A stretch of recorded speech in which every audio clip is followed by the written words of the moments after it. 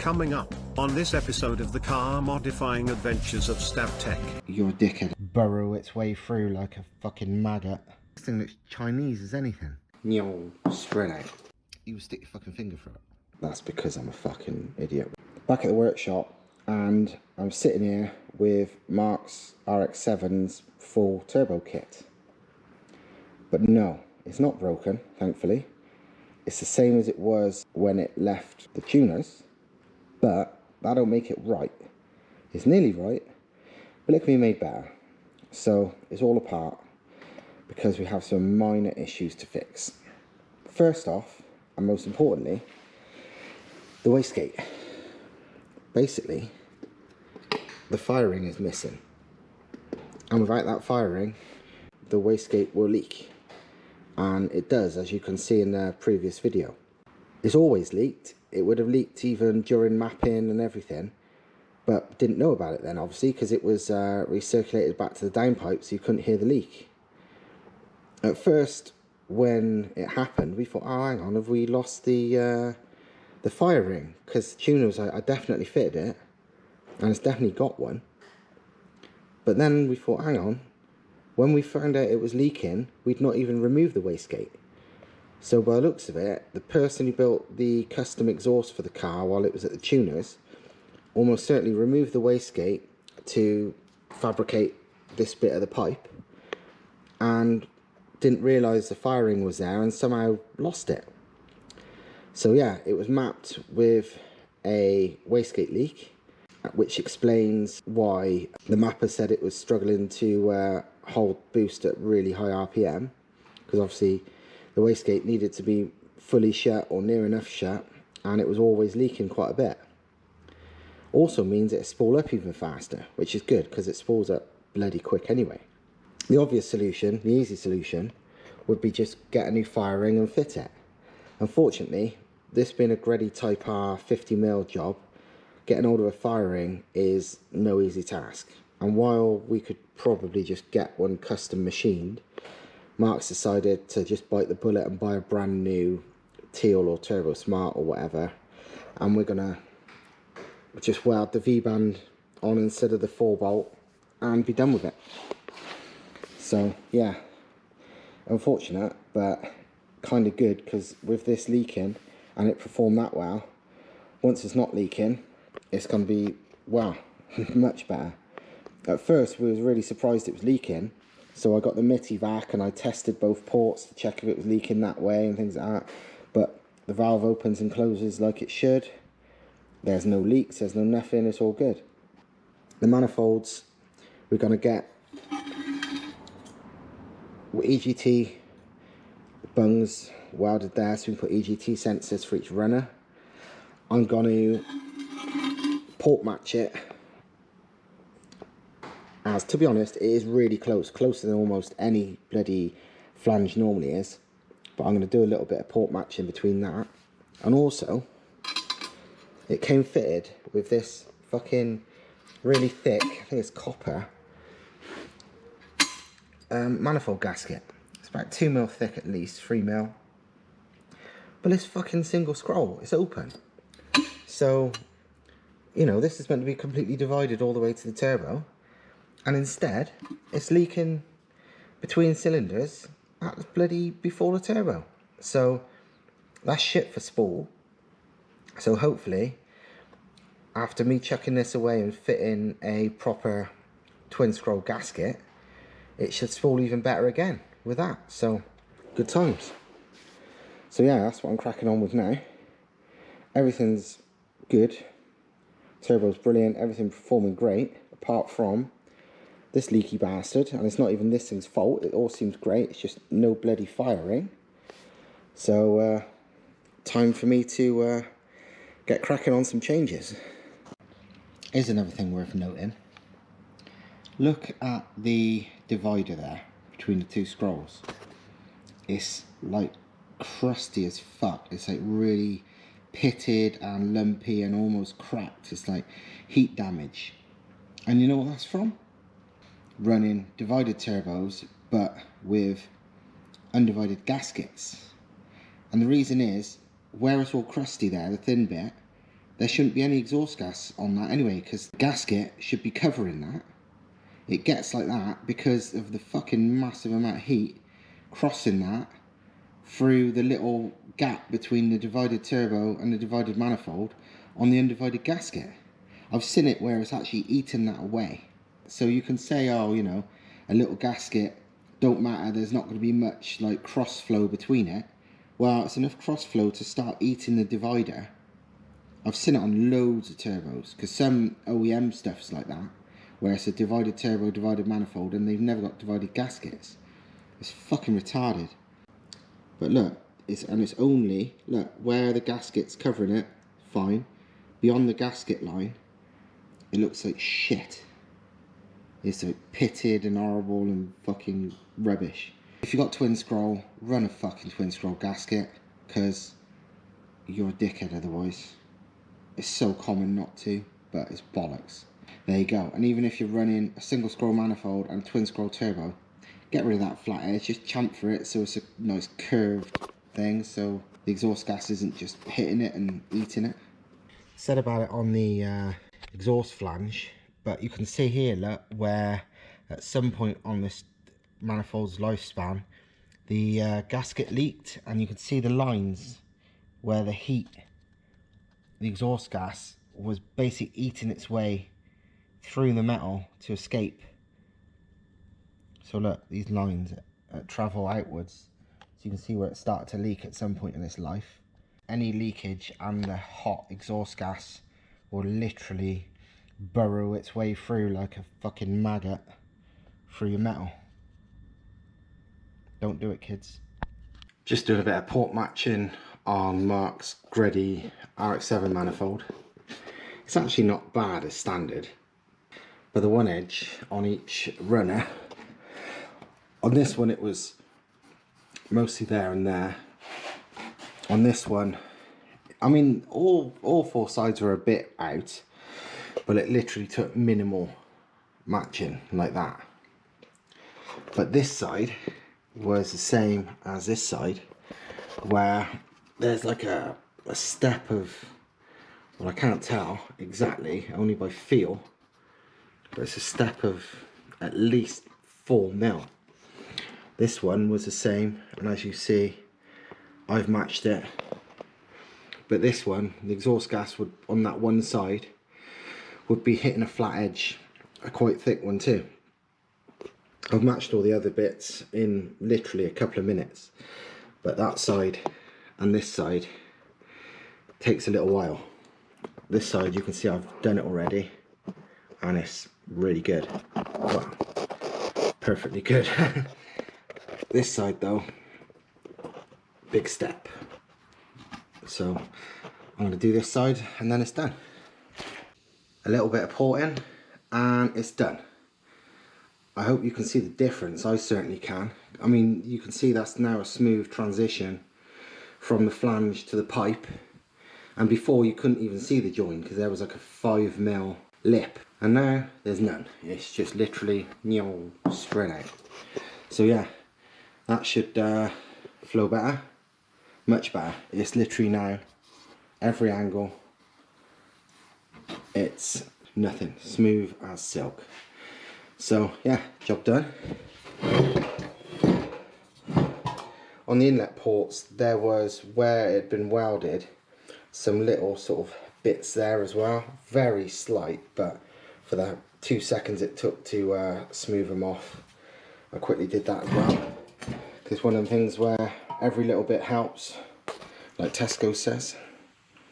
Here's another look with the gasket that was fitted to it, which oddly is a copper one.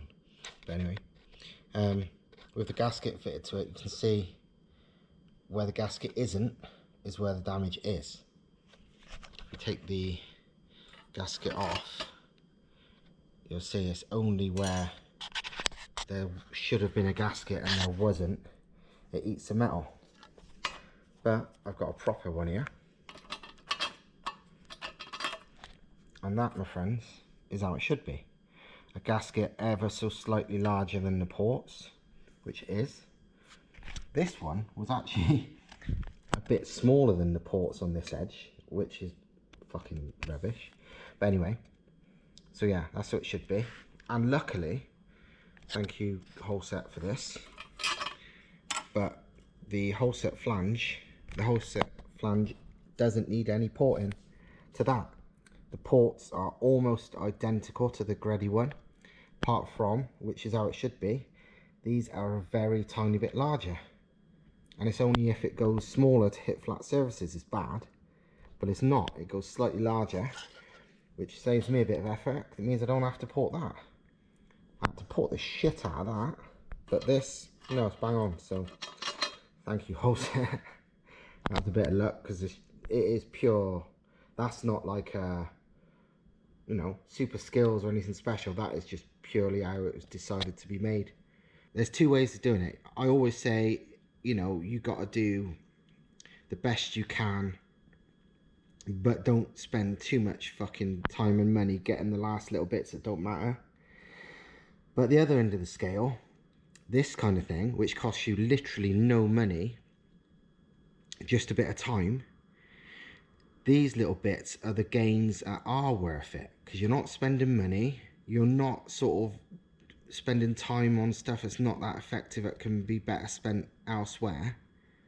This is like free gains that doesn't take much effort, just a bit of bloody thought, and it makes a good car. People need to sort of manage their time when they're tuning cars better, in my book. You do the important things and don't fret about the stuff that don't matter too much, whereas people seem to do the other way around. They fret and fuss about really expensive fucking stupid shit that doesn't matter, and then ignore sort of the glaring problems which costs you nothing, just a little bit of time. And then even much time. This whole bit of porting probably took me, I don't know, 15 minutes? I can't remember. It wasn't very long, didn't feel long.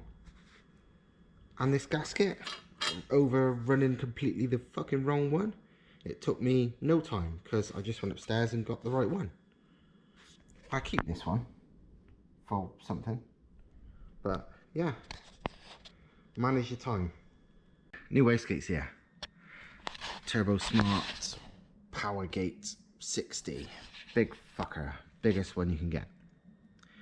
And thankfully, which is what I thought, it's a little bit more compact than the smaller valve coming. This is a 50mm old school Gredy one.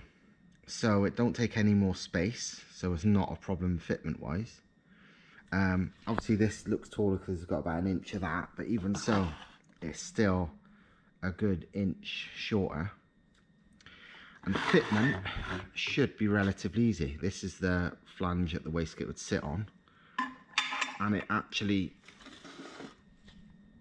sits pretty much perfect on the original flange. And this is really good quality, so I think it's probably a good thing to weld to. So, like that. And then obviously that bolts straight to it, and happy days. I'm going to ask Thomas if he can do it, because while I can do it, he can TIG it on, which will be a lot prettier and a lot better than anything I can manage. But yeah, quite easy to do that, so that's good. This face is, the idea of this is 50mm, and the ID of the valve, although it's a 60mm valve, it's down to 55 of what face this can see, because obviously the fire ring sits around it. So 55 there, 50 there, I would say it's a pretty good match. The outlet is also similarly fucking ginormous. The other thing he's doing is EGT bungs. This again was something that was kind of meant to have been done before Mark got the car back, but it didn't really happen.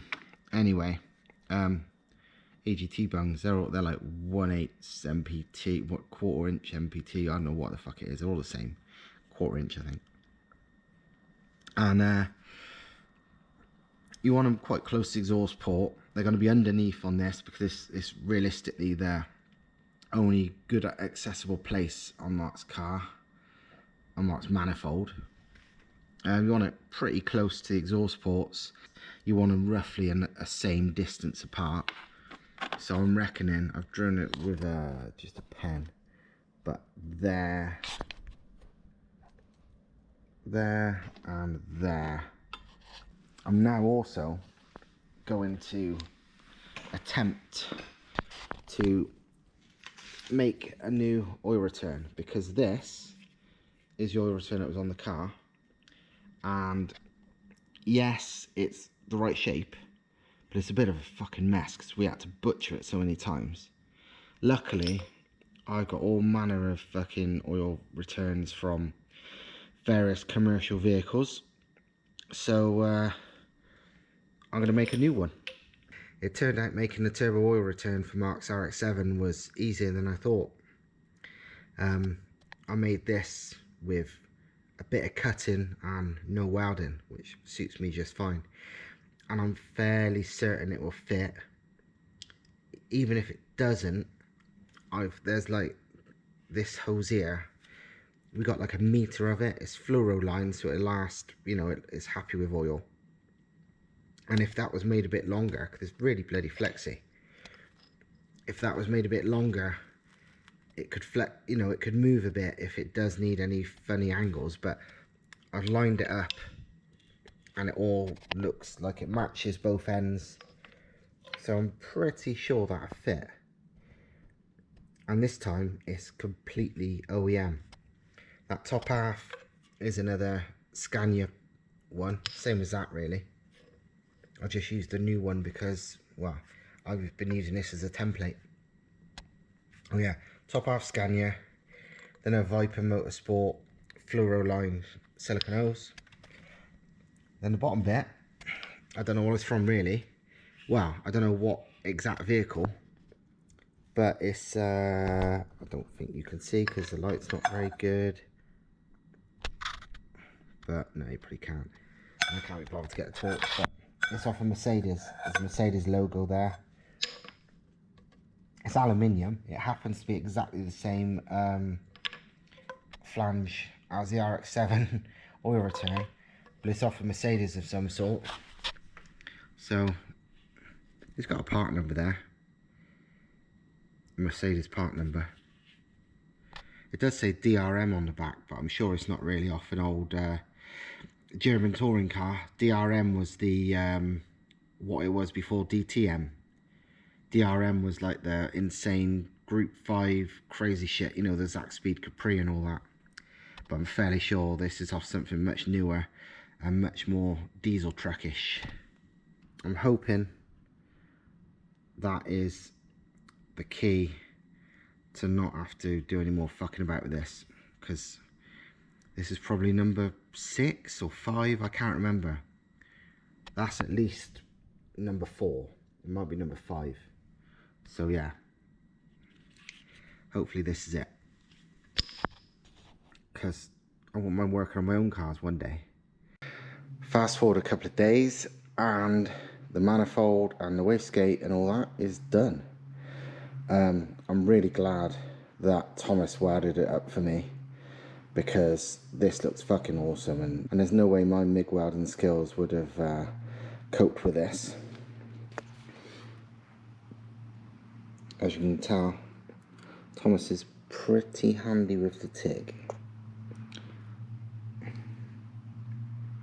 Something I really am not. So yeah, looks awesome. Glad well, I wanted to reuse that flange as a base for the V-band, because that is a proper strong, it looks like it's been milled from solid, like billet, that flange. It don't look cast at all. I might be wrong, but either way it's a strong piece.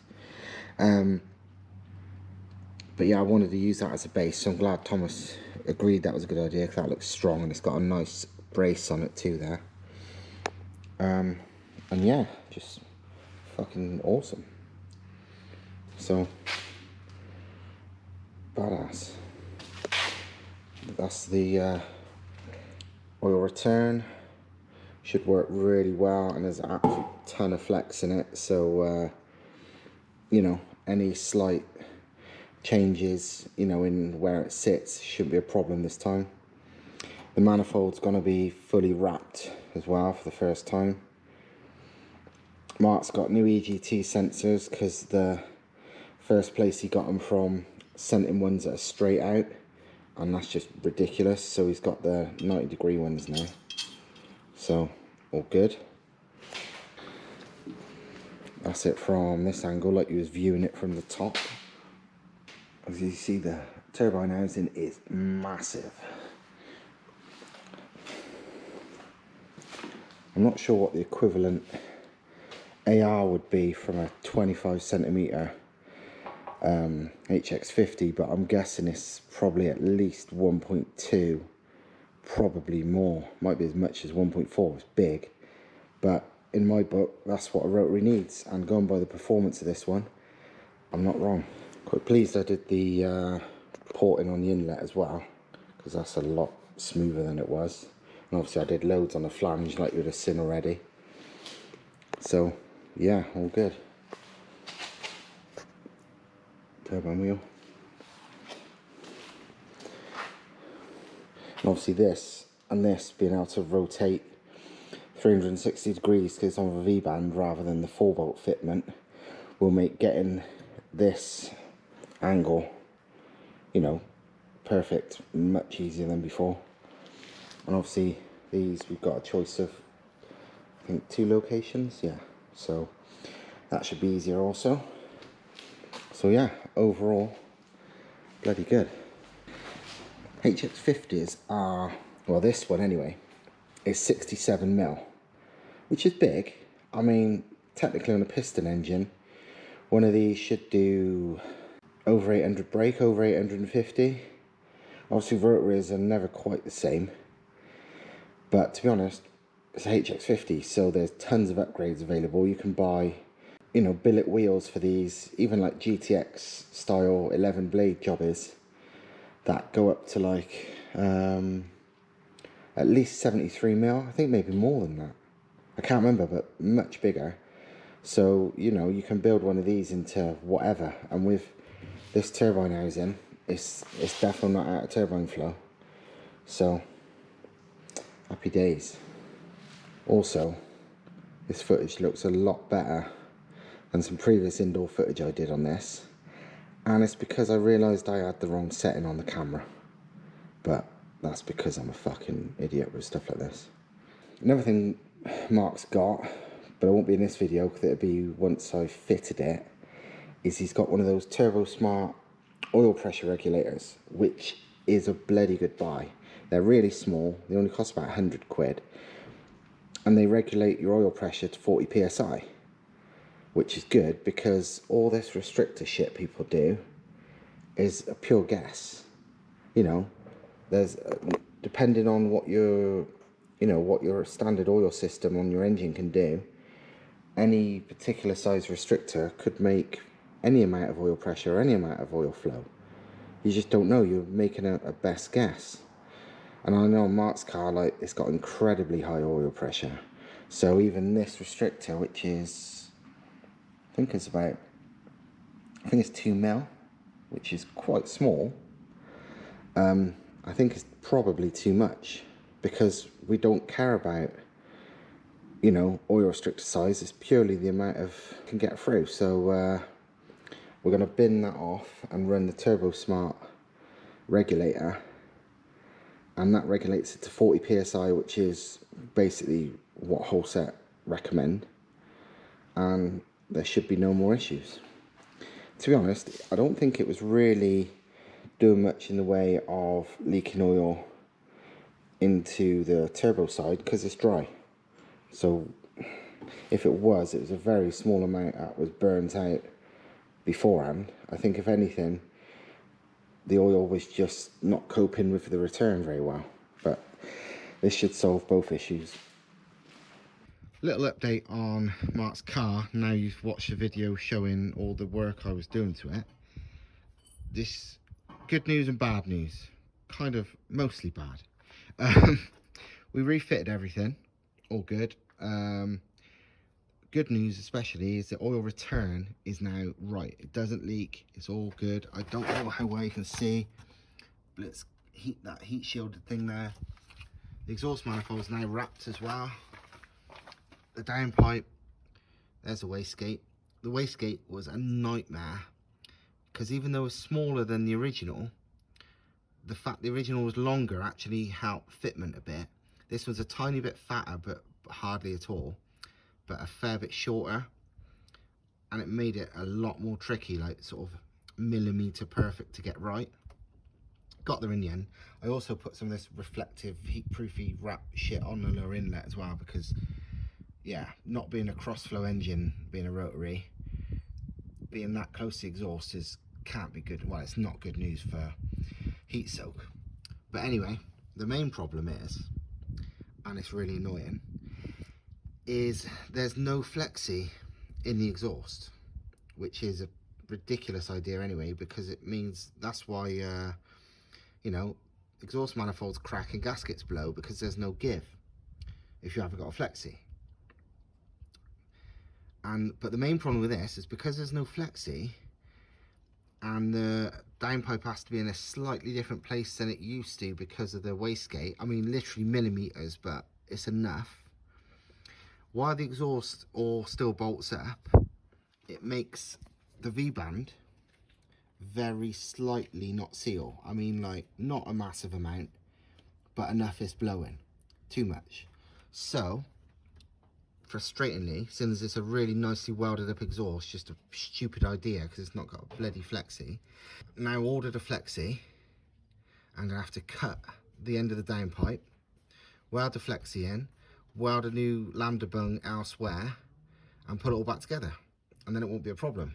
It'll seal up, but most importantly, it won't end up cracking the manifold after half an hour, like you're going to end up when you've got no flexi and a completely rigid exhaust.